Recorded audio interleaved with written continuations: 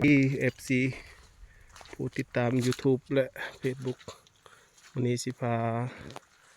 มาเลาะเบิ่งสวนกาแฟเนาะอันนี้คือสวนกาแฟอยู่ที่เมืองปักโซสวนกาแฟตอนนี้กาแฟก็แก่แล้วแต่ว่ายังบ่ทันได้สุกมีคนหากระเสาตกเมื่อกี้นี่คนหากระเสาตกไหมพาเลาะเบิ่งสวนก่อนกำลังสิเริ่มสุกแล้วปีนี้กาแฟกำลังสิเริ่มสุกแต่ว่าเขตอยู่ตัวเมืองแหละสุกแล้วแต่ว่าเขตมัน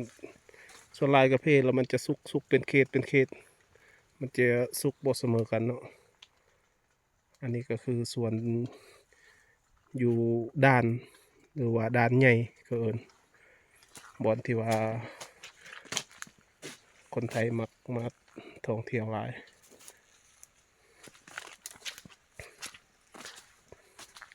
แต่ว่า แต่ว่าอันนี้มันบ่อยากเป็นหลายปานใดเพราะว่ามันอยากล้นไปปลูกแบบธรรมชาติบ่ได้สู่ใส่ปุ๋ย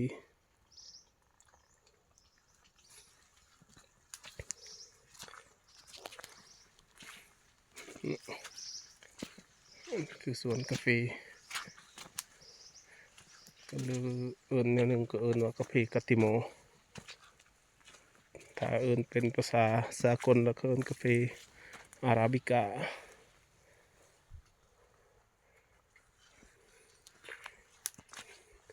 แต่ว่าใบมันยังหลายเขียวอยู่ปีหน้าคือสิเ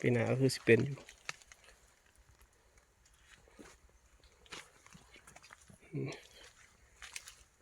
เลาะบางส่วน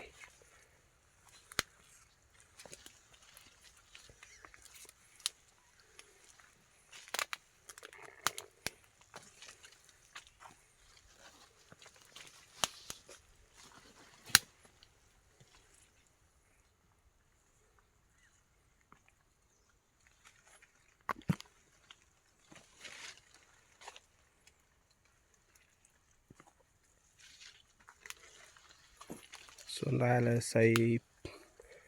ส่ปุ๋ยอินทรีย์คือใส่ขี้กระเพาะของมันเองนี่อิ่วแล้วก็มาใส่สวน